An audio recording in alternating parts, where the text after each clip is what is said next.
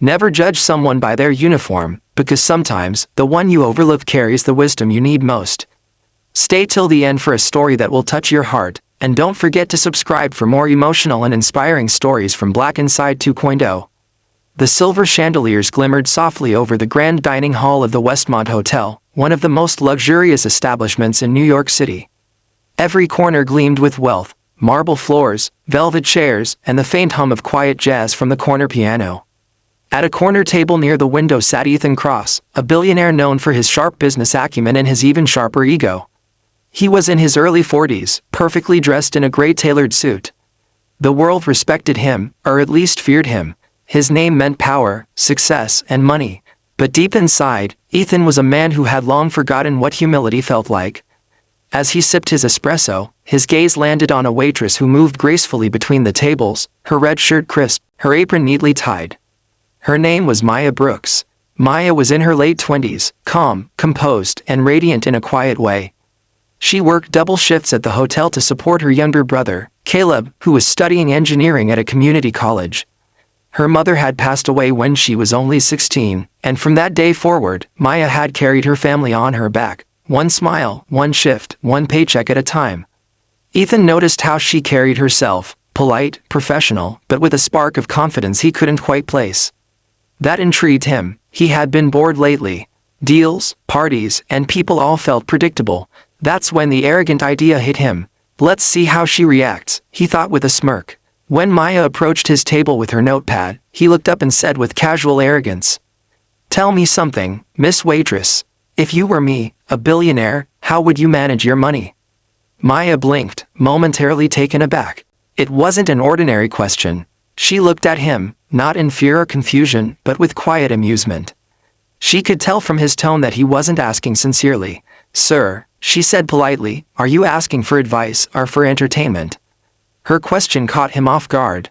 Ethan's pen froze mid-air. No one ever dared to talk to him like that. "I guess, a little of both," he said with a half-smile. Maya tilted her head slightly, then looked him straight in the eyes. "Well," she began softly, "the first rule of money is respect. If you use it to measure people's worth, it'll eventually measure yours." The air went still. Ethan blinked, unsure how to respond. Her tone wasn't rude, just honest, piercingly so. It was the kind of truth that slides beneath the skin before you even realize it. She continued, "Money can buy time, comfort, opportunities, but never compassion, peace, or respect.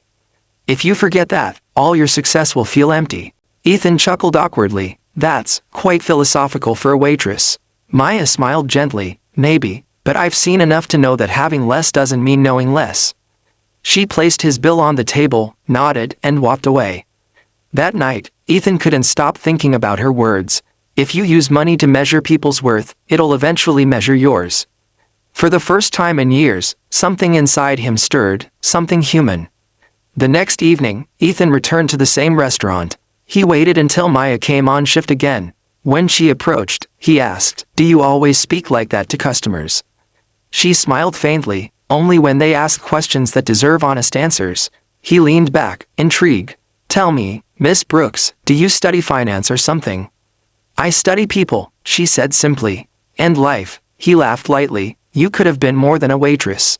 "I am more than a waitress," she replied calmly. "But right now, this is what helps me build the future I'm working for." Her words struck again, quiet, confident, unshaken. Ethan found himself wanting to know more. They talked about life, about dreams, about how Maya worked 2 jobs and still helped tutor kids in her neighborhood for free. Ethan listened, truly listened, something he hadn't done in years. By the end of the evening, he left a generous tip, but Maya refused it. "Sir," she said gently, "you don't have to pay me to listen. Some things are just human." He smiled faintly. "You're different," she laughed. "Or maybe you're just not used to people treating you like everyone else." Ethan began visiting the restaurant often, not for the food, but for the conversation. He'd tell himself he was there for the espresso, but deep down, he was drawn to the quiet strength in Maya's words. Each time, she reminded him of something he'd lost: empathy, humility, perspective. One evening, Maya looked particularly tired. Her brother's tuition was due, and her car had broken down. Still, she wore the same warm smile.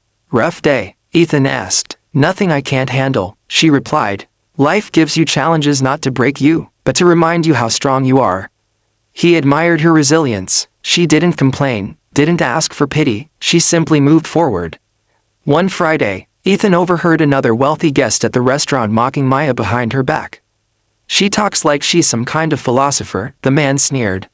She's just a waitress. Ethan felt something rise in his chest, anger, guilt, and shame. He realized he used to sound exactly like that. He stood up and walked to the man's table. Be careful, Ethan said firmly. You're talking about one of the smartest people I've met. The man looked confused. Do you even know her? Ethan's gaze didn't waver. Not enough, but enough to respect her. That moment changed everything for him. A few days later, Maya didn't come to work. Concerned, Ethan quietly asked the manager about her. She's been dealing with her brother's surgery bills, the manager said softly. She took a few days off. Ethan left the restaurant immediately and asked his assistant to find her address. It led him to a modest apartment on the city's south side. When he knocked, Maya opened the door, surprised but not angry. Mr. Cross, how did you? I just came to see if you're okay, he said gently. She sighed. I'm fine. My brother's operation went well, but I'll need some extra shifts. He looked around the small apartment, neat, humble, filled with warmth. On one wall, there were photos of Maya with her mother and brother, along with a handwritten quote. Do good, even when no one's watching. Ethan's eyes softened. You've been carrying a lot alone. She smiled faintly. That's what family means. He hesitated. Let me help. I can. No. She interrupted kindly. Please, I'm grateful, but I don't need charity. I just need opportunity. That sentence hit him like thunder. A week later, Ethan made a decision that would change both of their lives. He called Maya and asked her to meet him at a new location. When she arrived, she stood in front of a small, cozy cafe, clean, elegant, welcoming. The sign above the door read, Maya's Corner. She turned to him in disbelief. What is this? Ethan smiled. An investment, not a gift. I want to partner with you. You have something rare, vision, resilience, wisdom. I want the world to see it. Her eyes welled up. Why me? Because you reminded me what money can't buy, he said quietly. You gave me back something I'd lost, purpose. Tears slipped down her cheeks as she whispered, thank you. He smiled softly. No, Maya, thank you for teaching a billionaire how to be human again. Maya's Corner became a community hub. Not just a cafe but a place where people shared stories, helped each other, and learned basic financial literacy. Maya often hosted free weekend classes, teaching others how to manage small budgets, dream big, and stay kind no matter their circumstances. Ethan continued investing, but now with heart. He often sat quietly in the corner, watching Maya greet customers with the same grace she once had as a waitress. One evening, a little boy pointed at him and asked, Are you rich, mister? Ethan smiled. I used to think I was. But then I met someone who showed me what real wealth looks like. As the sun dipped beyond the cafe windows, Maya poured 2 cups of coffee and placed one in front of Ethan. She said, Funny how things come full circle. You once asked me for financial advice. He smiled. And you gave me something better, life advice. Maya nodded, her eyes glistening. And you listened. He raised his cup. To second chances. She smiled. To kindness. They both took a sip, and for the first time, Ethan Cross felt truly rich. True wealth isn't measured by what you own, but by what you give and how you make others feel.